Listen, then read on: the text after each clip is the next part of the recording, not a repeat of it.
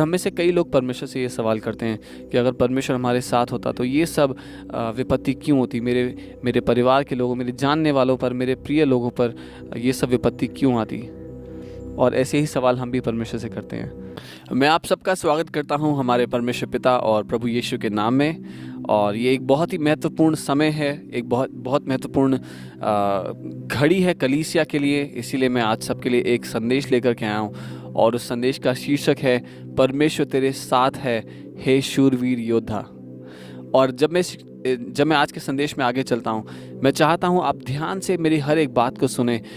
जो वचन मैं सिखाऊं उसको आप लिखें और उस पर मनन करें, क्योंकि ये आपके जीवन के लिए बहुत महत्वपूर्ण है। ये आपके उस मसीह जीवन के लिए और आप जिस तरह से इस समय में जय में जीते हैं उसके लिए बहुत महत्वपूर्ण है। इसीलिए ध्यान से आज की शिक्षा सुनिएगा। परमेश्वर का आत्मा जो हमेशा कहता है जिसके सुनने के कान हो वो सुन ले कि आत्मा कलीसिया से क्या कह रहा है। इसीलिए हिम्मत बांधें और ध्यान से मेरी बातों को सुने। आइए हम प्रार्थना करते हैं। पिता, हम आपके सामने आपके पुत्रों के स्वरूप में आते हैं, क्योंकि आपने ऐसे ही समय के लिए हमें उठा करके खड़ा किया है। इस पीढ़ी में आपने हमें रखा, हमें इस समय में, इस सदी में जन्म दिया, क्योंकि आपकी बड़ी महिमा हम पर प्रकट होनी है। पिता, जब अंधकार और घोर अंधकार दुनिया में है, बड़ी महिमा आपकी कलीसिया और आपके पुत्रों पर प्रकट होती है। पिता, उस महिमा में जीने के लिए हमें साहस दें, उस महिमा में चलने के लिए हमें बुद्धि दें, हमें संयम दें, ताकि हम आपकी आत्मा के साथ उसकी अगुवाई में आगे बढ़ सकें। और आज के वचन के द्वारा पवित्र आत्मा, हम सारा नियंत्रण आपके हाथों में देते हैं। आप हमारी अगुवाई करें और हमें सिखाएं कैसे हम उस शूरवीर पुत्र की तरह, शूरवीर योद्धा की तरह आगे बढ़ सकते हैं। यीशु के महान नाम में मैं प्रार्थना करता हूँ, आमीन। सबसे पहले कुछ नींव की बात है जो मैं रखना चाहता हूँ, और जब हम उस बात को जानेंगे तो आप समझेंगे कि हमारा मसीह जीवन कितना अलग है उससे जो हमने सीखा या हमने समझा। हमने जिस भी तरह के विश्वास से हम थे वो छोड़ करके हमने मसीह को ग्रहण किया, और जब हमने मसीह को ग्रहण किया तो उसको भी हमने एक धर्म या एक विश्वास की तरह समझ लिया। लेकिन असल में हमारा जो जन्म है वो एक धर्म में नहीं लेकिन एक राज्य में हुआ है। हमारा परमेश्वर जो हमारा पिता है वो एक राजा है, और उसके परिवार, उसके खानदान में हमने जन्म लिया है। उसके आत्मा, उसके वचन से हम पैदा हुए हैं, और उसके द्वारा जो हमारा यह जन्म हुआ है एक राज्य में हुआ है, और इस राज्य को हमें समझना बहुत ज़रूरी है। और जब कुछ आयतें हैं, मैं पहले आपके सामने वो बताता हूँ। कुछ घटनाएं हैं बाइबल में जो हुई, मैं वो दिखाना चाहता हूँ, और उसके बाद हम और गहराई में देखेंगे कि क्या इस राज्य का इस समय में क्या मकसद है पृथ्वी पर। आमीन। कुछ 3 बातें हैं बाइबल में, जो 3 कहानियां हैं, मैं वो बताता हूँ।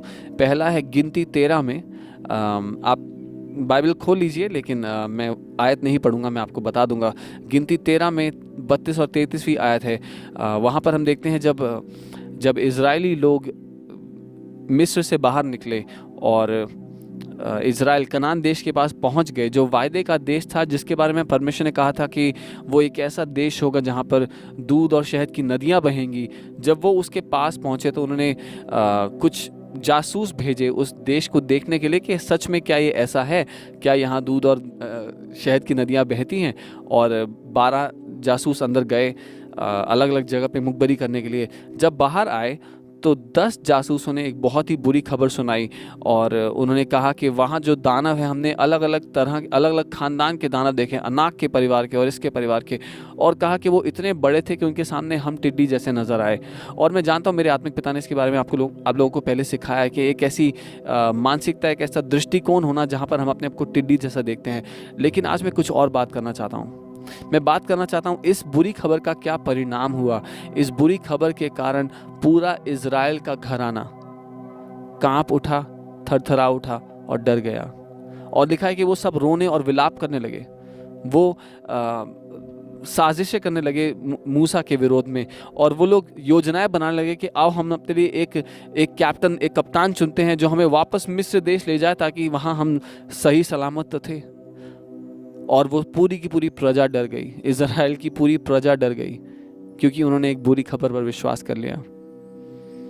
ऐसी ही एक दूसरी घटना होती है न्यायों की किताब में, जजेस की किताब में 6 अध्याय उसकी 11 आयत में आप देखेंगे गिदोन नाम का एक जवान लड़का है, और उस समय मीडियानाइट्स लोगों ने उन पे हमला कर दिया है, और शत्रु जब हमला कर रहे हैं तो ये जवान लड़का बहुत घबराया हुआ है अपने परिवार के लिए, और वो सोच रहा है अगर शत्रु ने हम पर हमला कर दिया और आकर हमारा सारा अनाज बर्बाद कर दिया, हमारा सारे खदान जला दिए, तो हमारे पास खाने को नहीं बचेगा। वो ये सब सोच रहा है, उसके अंदर इस सब बातों का डर चल रहा है, और उस डर के मारे वो अनाज छुपा रहा है जहाँ पर वो लोग दाख मधु बनाया करते थे, दाख की बारियों में वो अनाज इकट्ठा कर रहा है कि कल को जब अगर कुछ नाश कर दे शत्रु आके तो उनके पास खाने के लिए अनाज तो हो कम से कम। और जब वो अनाज छुपा रहा है और डरा और घबराया हुआ है, इस सब के बीच में परमेश्वर का एक दूत आता है उसके पास और उससे कहता है, हे शूरवीर योद्धा।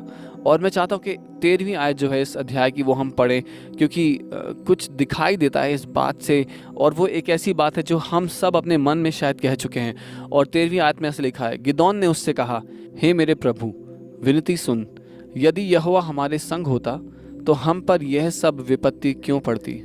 और हम में से कई लोग परमेश्वर से ये सवाल करते हैं कि अगर परमेश्वर हमारे साथ होता तो ये सब विपत्ति क्यों होती, मेरे परिवार के लोगों, मेरे जानने वालों पर, मेरे प्रिय लोगों पर ये सब विपत्ति क्यों आती।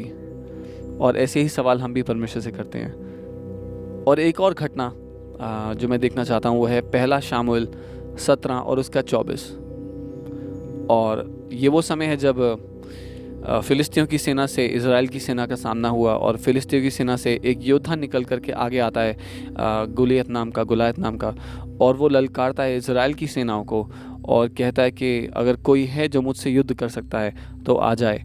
और जब वो ललकारता है तो सारी की सारी इज़राइल की सेना घबरा जाती है, डर जाती है। और इसकी 24वीं आयत है, वो मैं आपके लिए पढ़ देता हूँ। उस पुरुष को देखकर सब इज़राइली अत्यंत भय खाकर उसके सामने से भागे। और ये तीनों घटनाएं जो मैंने आपको आज बताई हैं, ये तीनों वो घटनाएं हैं जो परमेश्वर के ही चुने हुए लोगों के साथ हुई। जो पहली घटना थी, जब 10 जासूस वापस आते हैं बुरी खबर लेकर के, तो सारे के सारे इज़राइली भयभीत होकर रोते विलाप करते हैं। न्यायों की किताब में जब गिदोन परमेश्वर से शिकायत लगा रहा है और कह रहा है कि परमेश्वर ने मुझे छोड़ दिया है, हमें छोड़ दिया, हमें त्याग दिया है। और शामुएल की किताब में जब सारी की सारी इज़राइल की सेना डरी हुई और घबराई हुई है।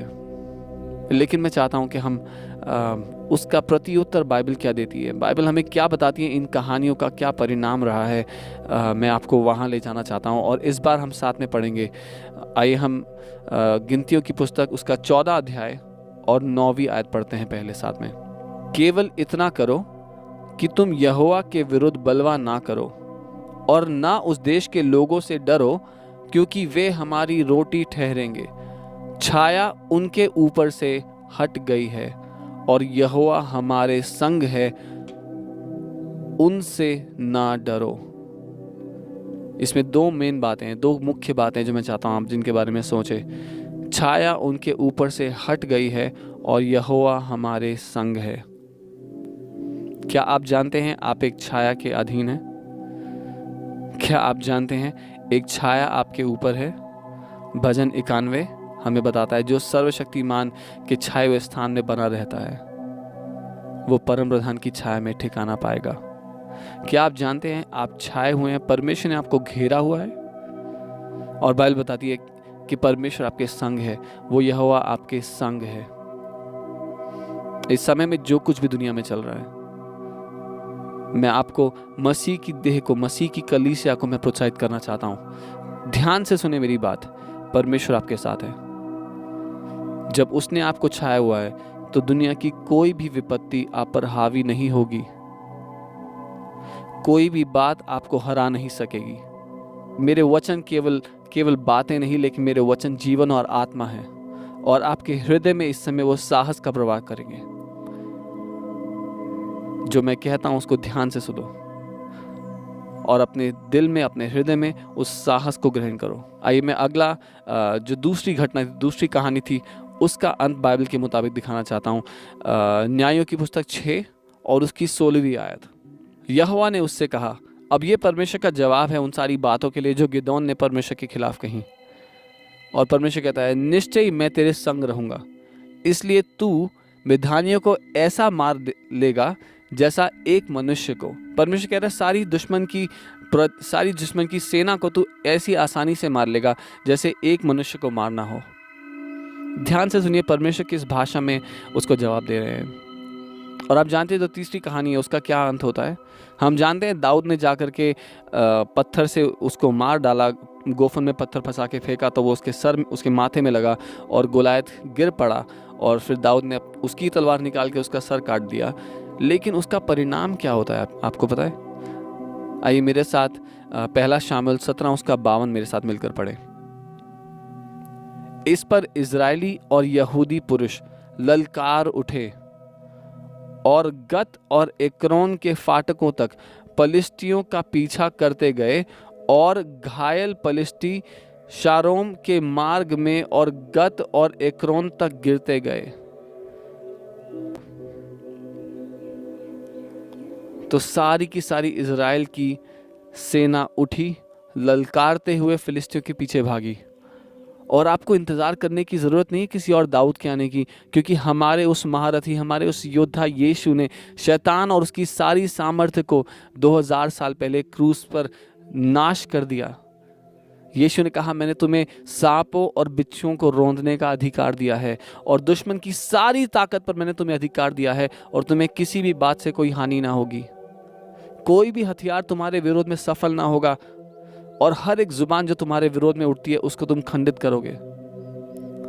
इस बात को जान लो कलीसिया, इस बात को समझ लो कि तुम कौन हो, इस बात को पहचान लो कि तुम किस खानदान में पैदा हुए, इस बात को जान लो कि तुम किस राज्य का हिस्सा हो। तुम्हारा वो महारथी पहले ही जाकर के दुश्मन की सेना के गोलायत का सर कलम कर चुका है। अब ये समय है कि हम उठे और ललकारें। कैसा दिखाई देता है मसीह की कलीसिया का उठना और ललकारना? जब मसीह की देह होने के नाते हम अपना मुंह खोलते हैं तो हम क्या बातें कहते हैं? क्या हमारे मुंह में वो ललकार और साहस की बातें हैं या हमारे मुंह में डर और घबराने की बातें हैं? कलीसिया मैं आपसे दोबारा सवाल कर रहा हूँ, जब आप बात करते हैं, जब आप फ़ोन पर अपने रिश्तेदारों से बात करते हैं, तो क्या आपके मुंह से डर और घबराने की आवाज़ आती है या आपके मुंह से साहस की बात आती है? मैं आपको दोष लगाने के लिए बात नहीं कह रहा हूँ, लेकिन मैं आपको चिताने के लिए, आपको याद दिलाने के लिए बात कह रहा हूँ कि आपकी हैसियत परमेश्वर ने उस स्तर पर रख दी है जहाँ पर उसने अपने बेटे को रखा। परमेश्वर ने सारी दुष्ट की ताकतों पर, प्रधानताओं पर आपको अधिकारी बनाया है, आपको अधिकार दिया और उन सारी, बाइबल कहती है उन सारी प्रधानताओं और दुष्ट की सारी सामर्थ्य से बहुत ऊपर परमेश्वर ने हमें स्वर्ग के सिंहासन पर अपने पुत्र यीशु के साथ बैठाया है। क्या आप जानते हैं आप एक राज्य का हिस्सा हैं, जैसा मैं पहले कह रहा था। और जब आपका जन्म परमेश्वर के राज्य में हुआ तो जो कुछ आपके जीवन से मतलब रखता है वो सब कुछ परमेश्वर के अधीन आ गया। वो सब कुछ परमेश्वर की छाया के अधीन उसी दिन आ गया जिस दिन आपने परमेश्वर के राज्य में जन्म लिया। मैं स्वर्ग जाने की बात नहीं कर रहा, जैसा हम में से बहुत लोग मानते हैं कि हम एक दिन जब ये शरीर छोड़ देंगे तो हम स्वर्ग में जाएंगे। क्योंकि अगर आप बाइबल की शिक्षा की बात करें तो बाइबल की शिक्षा बहुत अलग बात करती है। बाइबल कहती है हम अभी स्वर्ग के नागरिक हैं, इस समय स्वर्ग के नागरिक हैं। बाइबल कहती है हम स्वर्गीय स्थानों में यीशु मसीह के साथ सिंहासन पर बैठाए गए हैं। आप इस समय स्वर्ग में मौजूद हैं, इसीलिए मैं स्वर्ग जाने की बात नहीं कर रहा हूँ, लेकिन मैं बात कर रहा हूँ उस राज्य की जिस राज्य का आप हिस्सा बन गए जिस दिन आपका जन्म हुआ। और वो राज्य आपके साथ साथ हर जगह चलता और फिरता है। वो राज्य आपके अंदर है और आप उस राज्य के अंदर है, यीशु मसीह ने बताया। और मसीह की देह होने के नाते माफ़ कीजिएगा जो मैं बोलने वाला हूँ, लेकिन ध्यान से सुना, क्योंकि ये एक ऐसी बात है जो आज भी बहुत सारे विश्वासी अपने अंदर लेकर घूमते हैं। मसीह ने हमें मृत्यु के भय से आज़ाद कर दिया है। मसीह ने हमें मौत के डर से आज़ाद कर दिया है। आप जानते हैं इसका क्या अर्थ है? कि हम अब उस दूसरे न्याय का इंतज़ार नहीं कर रहे, हम दूसरी मृत्यु का इंतज़ार नहीं कर रहे। जिस समय पौलुस प्रेरित कहते हैं जिस समय हम शरीर में आंखें बंद करते हैं हम परमेश्वर के साथ उपस्थित होते हैं। जिस दिन हमारा शारीरिक जीवन खत्म होगा उस ही दिन हम परमेश्वर के साथ स्वर्ग में अपनी आंखें खोलेंगे। इसीलिए मृत्यु के भय की हमें आवश्यकता नहीं, क्योंकि अगर ये शरीर नाश भी हुआ तो हम अपने अनंत के पिता के साथ हमेशा के लिए होंगे। लेकिन जब तक हम इस देह में हैं, मैं आपको साहस देता हूं और कहता हूं, डर और भय को अपने ऊपर राज करने ना दे। एक योद्धा चाहे वो कितना भी तलवारबाजी में या अपने शस्त्रों में अच्छा क्यों ना हो, लेकिन अगर वो डर जाए तो वो युद्ध भूमि में किसी काम का नहीं। एक योद्धा जो घबरा जाए वो युद्ध भूमि में कुछ नहीं कर सकता। और आपको चाहे पसंद हो या ना हो, लेकिन दो राज्य हैं जो आपस में युद्ध कर रहे हैं, और क्योंकि आप एक राज्य का हिस्सा हैं, इसलिए अगर आप युद्ध ना भी करना चाहते हो तो भी जो दुश्मन है वो आप पर हमला करता है। जाने अनजाने में हम लोग उस युद्ध का हिस्सा हैं। लेकिन ये याद रखें, जो दुश्मन है वो पहले ही हराया जा चुका है, वो पहले ही घात किया जा चुका है। बाइबल कहती है परमेश्वर ने, यीशु मसीह ने शैतान का खुल्लम खुल्ला तमाशा बना दिया और उसकी सारी सामर्थ्य को उससे छीन लिया। कलीसिया, मैं आपको दोबारा कहता हूं, हे शूरवीर योद्धा, परमेश्वर तेरे साथ है, परमेश्वर तेरे संग है। तू जहां कहीं जाएगा वो तेरे साथ होगा। और इस बात को याद रखें, क्योंकि आप उस राज्य का हिस्सा हैं, आप उस राज्य के राजदूत हैं। जहां कहीं आप कदम रखते हैं, आप स्वर्ग का वातावरण अपने साथ लेकर चलते हैं, परमेश्वर के राज्य का वातावरण आप लेकर चलते हैं अपने साथ। और जहां पर वो वातावरण प्रवेश करता है, कोई भी वायरस, कोई बैक्टीरिया, किसी भी तरह की विनाशक वस्तु वहां पर प्रबल नहीं हो सकती, बल्कि मैं कहता हूं कि हर एक बुरी वस्तु वहां पर नाश होती है जैसे ही आपका कदम वहां पड़ता है। इसीलिए अपने आप को डर और भय के अधीन ना आने दें, क्योंकि आप परमेश्वर की सेना के एक बहुत महत्वपूर्ण योद्धा हैं। आप जहाँ कहीं हैं, आप एक माँ हैं, एक भाई हैं, एक बहन है, एक बेटा हैं, एक पिता हैं, जिस किसी रोल में, जिस किसी जगह पर परमेश्वर ने आपको अधिकार दिया है, आपका काम है एक साहसी योद्धा की तरह अपने पिता के उस राज्य में, उस सेना में आगे बढ़ते रहना।